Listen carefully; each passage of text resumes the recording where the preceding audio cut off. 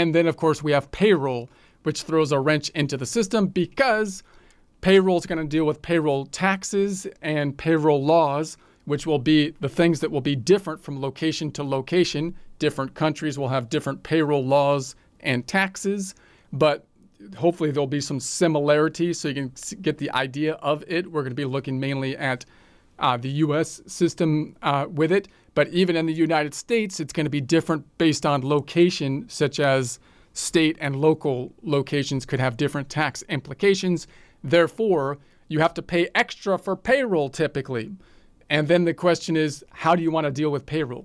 You might be able to still automate the system, making it cash-based, relying on the bank feeds a lot more if you have a third party outside of QuickBooks do the payroll, and then you do an adjusting department helping you with the adjustments. We'll talk about that process.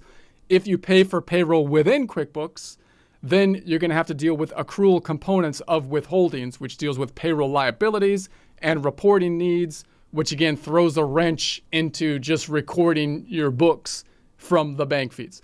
So those are just a few things that throw a wrench into the process of the bank feeds that I want to touch in on now so that you kind of understand what the process is. We're trying to say, I'm going to try to address all the forms that we're going to use and tell you when and what industries you might use that, and then in what industries it would be easier.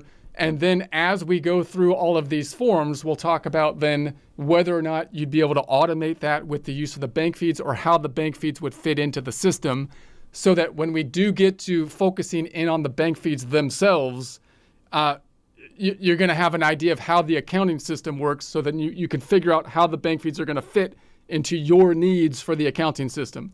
So again, if you have a very basic system and you think you can record everything with like a deposit form and an expense form, you might want to just look at those two forms that we'll take a look at and then maybe jump to the bank feeds. But that would be the quickest thing to do. You'd at least need to know those two forms.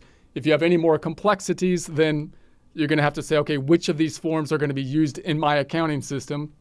And we'll talk about those forms. You want to understand the forms because they record the transactions and then think about the bank feeds, how they're going to fit into it. All right.